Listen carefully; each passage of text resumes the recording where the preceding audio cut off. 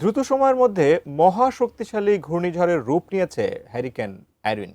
এই শক্তিশালী ঘূর্ণিঝড়টির বাতাসের গতি ঘন্টায় সর্বোচ্চ 260 কিলোমিটার, যা আরও শক্তি সঞ্চয় করার আশঙ্কা রয়েছে।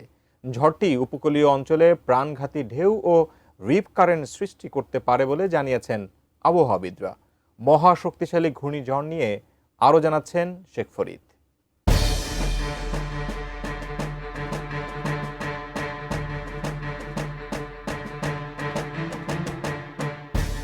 দ্রুত সময়ের মধ্যে মহা শক্তিশালী ক্যাটাগরি 5 ঘূর্ণিঝড়ে রূপ নিয়েছে হ্যারিকেন এরিন।